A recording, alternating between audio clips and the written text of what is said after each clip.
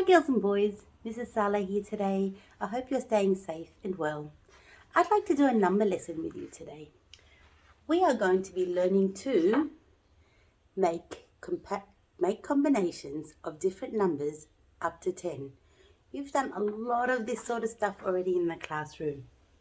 For today's lesson, what I'll be looking for, two special things.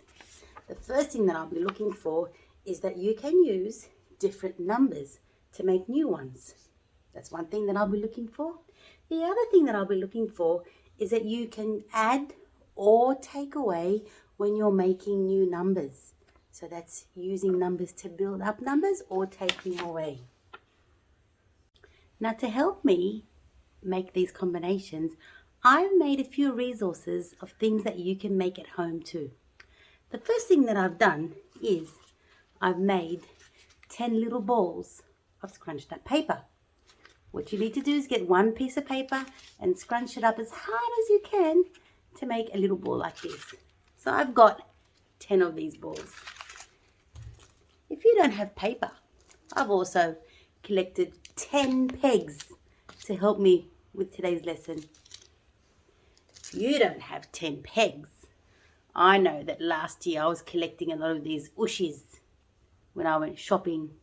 You might have some ushies, or you might have some Lego or things like that around the house. You can also use spoons or things like that.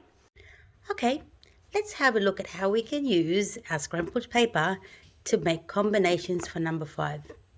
I'm going to start by grabbing 5 pieces or 5 balls of the crumpled paper. And I'm going to look at all the different ways that I can make 5. Okay, all you can do is separate them to make two groups. Here I've got 1, 2, 3, and here I've got 1, 2. So I can say 2 and 3 makes 5. 2 and 3 makes 5. Have I made a combination to make a new number? Yes.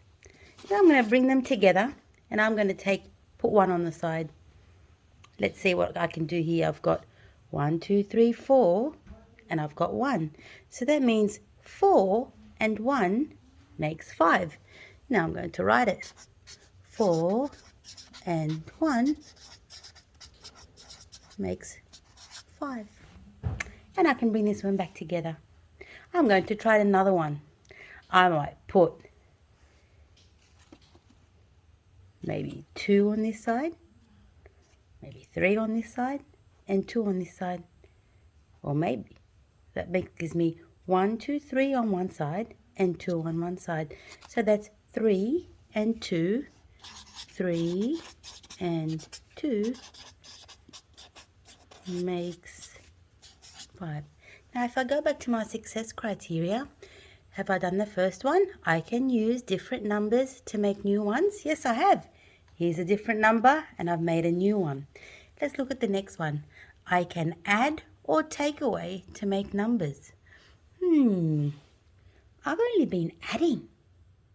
So I know that if I want to use take away, we need to start with a bigger number. So I'm going to bring another 2. Now I've got 1, 2, 3, 4, 5, 6. So I've got 7 scrunched up balls here, but I want to make them into 5 because that's the number that I want to make. So I can see here that there's a group of 5 because I know this dot pattern. So if I take away 1, 2, how many am I left with? 5.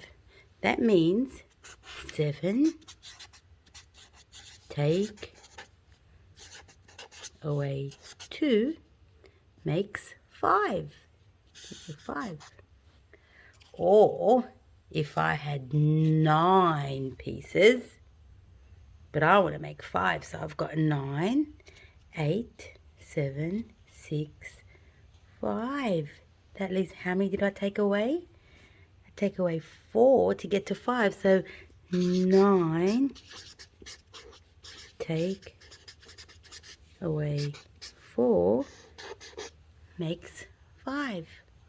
Or even if I had 6 balls, but I wanted to get to 5. I've got 6. So if I take away 1, how many am I left with? 5. So I can write here now, 6, take away 1 makes 5.